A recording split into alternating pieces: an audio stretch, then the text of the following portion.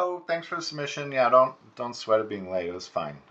So yeah, I know we talked about this in class, and I was suggesting maybe like just focus on like 6 poses or something, you know. And so that's kind of how I'm gonna approach this. I see that it's still kind of spline and stuff. I'm not worried about the timing of it yet. I'm just gonna ignore that. But let's say this is your intro pose, which is fine. The character goes down into this kind of pose. Maybe I'll consider this one. I'm not sure. I just want to pay attention to the ones that are like super important to me. So this one is important, I'm going to say. I'm going to say like this one has the one where they're kind of clearing it. This one.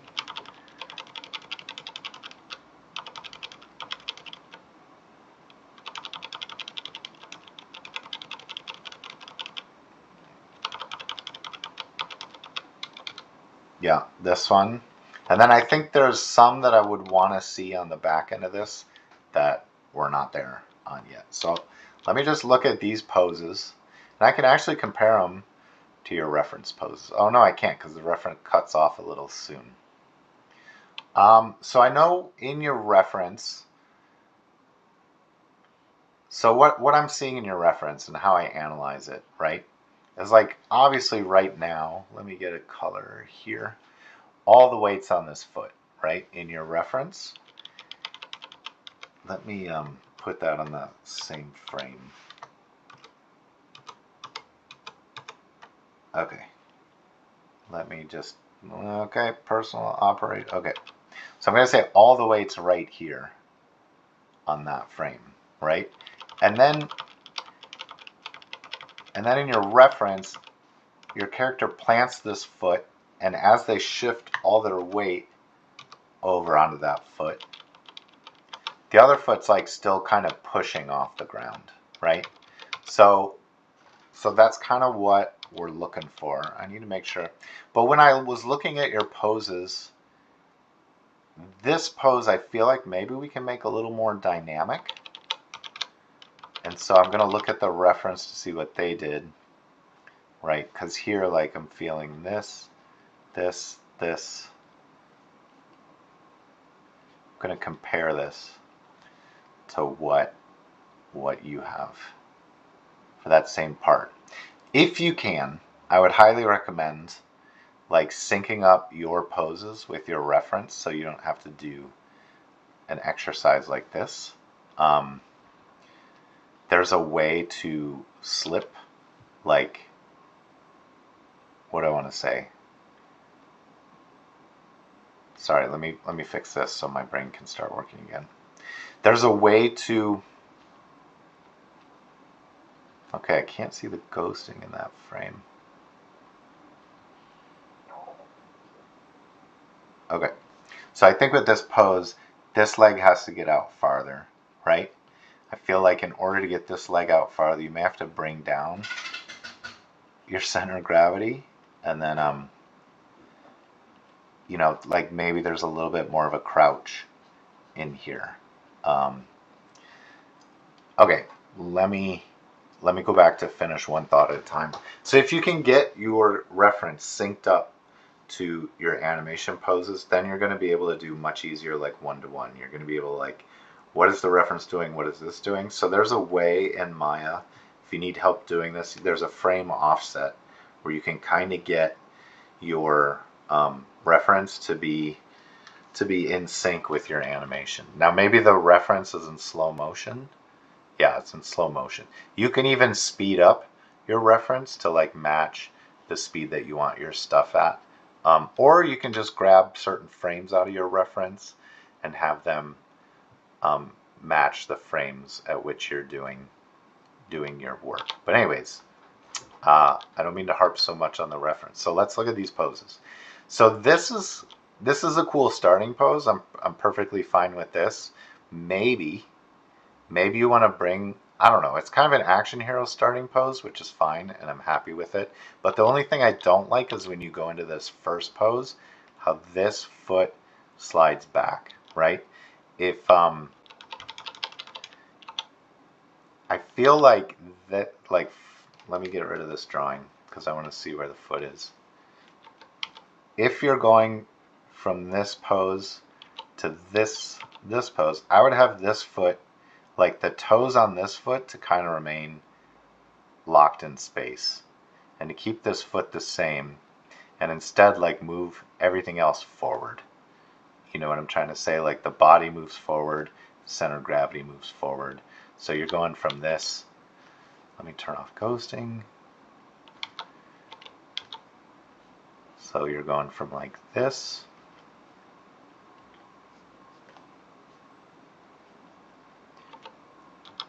to this. So these toes stay oriented in the same spot, right? Getting into this like launch. And it may even be better to have this foot back and bent. Like you really have to play with it and see what feels like the most exciting and dynamic to you. The lean forward maybe is the way to go. And then the arms here on this pose feel a little relaxed, I guess. So anything you can do to kind of get the shoulders up, get the arms back, you know, like really communicate in the strongest pose you can think of, that like, okay, this person's about to do something crazy athletic or superhuman. That's a terrible drawing overall, but hopefully it communicates like what I'm thinking about or what I'm talking about. Yeah, and then here, I would put the palms down more and have finger curls like on the hand pose on this, so you're really feeling like the contact, you know? And then this pose is going to be like a super important pose for your piece. So I want to look at the reference, see what the reference is doing, but I can't really see it. So what I'm feeling about this pose is that it's so like bent over this way, where I feel like I want to see the character more upright. You know what I mean? And if you do the upright, then you're like, oh, but this arm isn't long enough to reach, right? I think a lot of people, when they kind of vault something like this, they'll lean over to the side, right?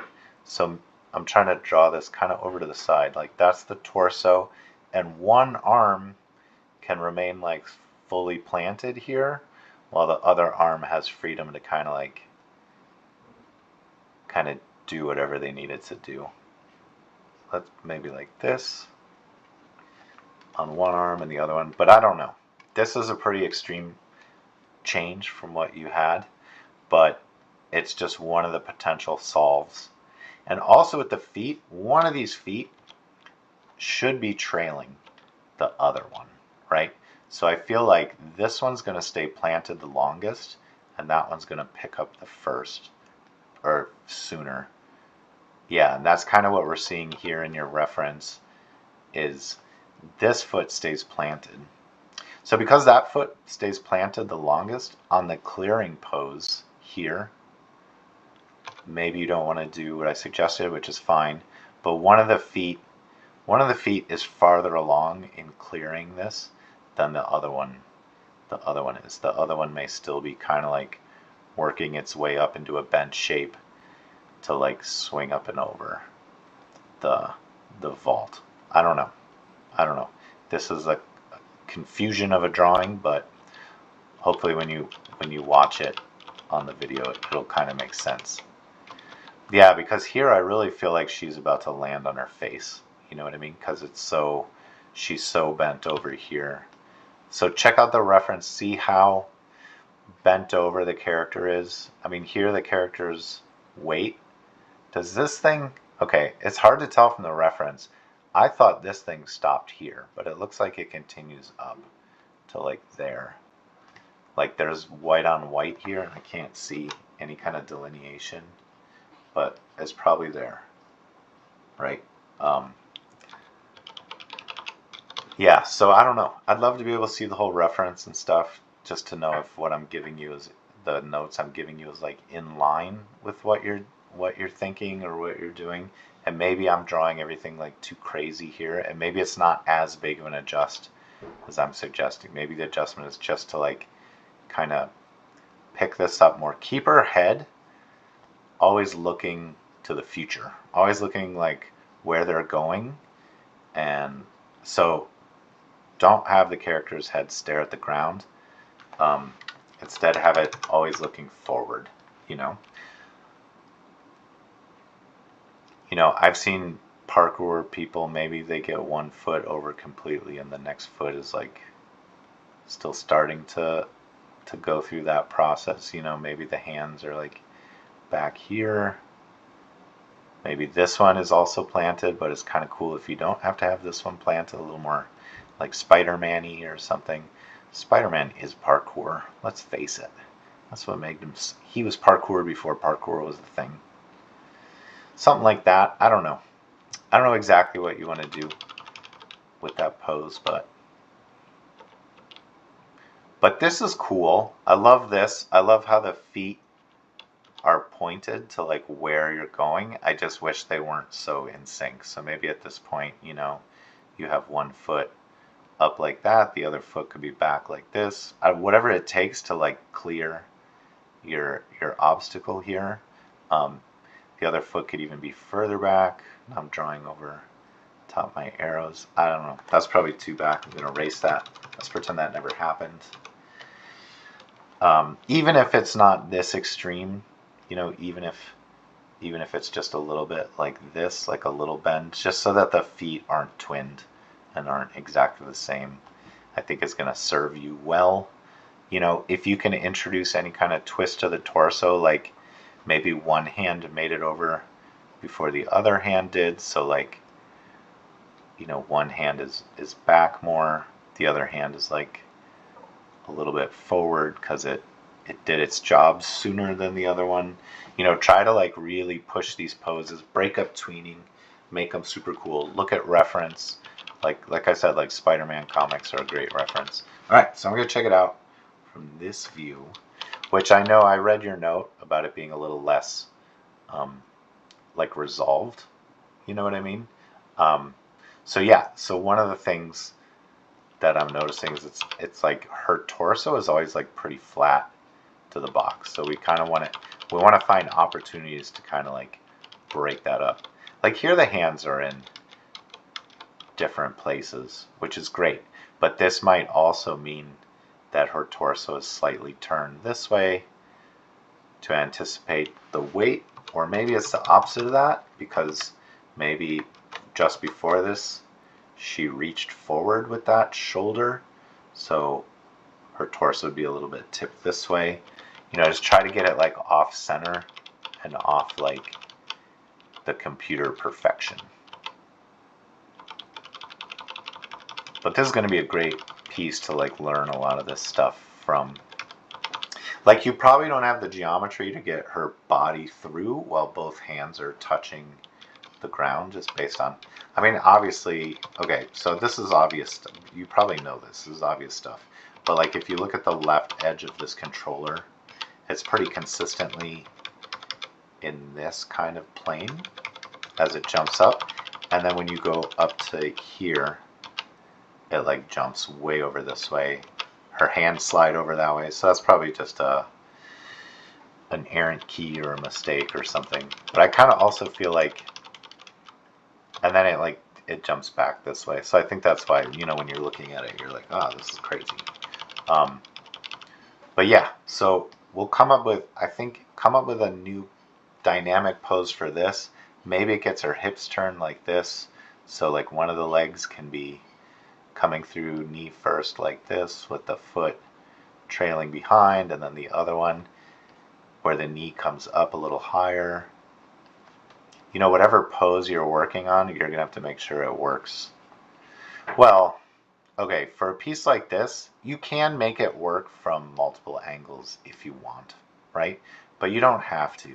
If that feels like a little too much to consider right now, you certainly don't have to make it work from multiple angles. It helps me evaluate what's going on to see it from multiple angles, but you could also establish like a camera view and then say, I'm just going to make sure it looks good from like this one camera view, right?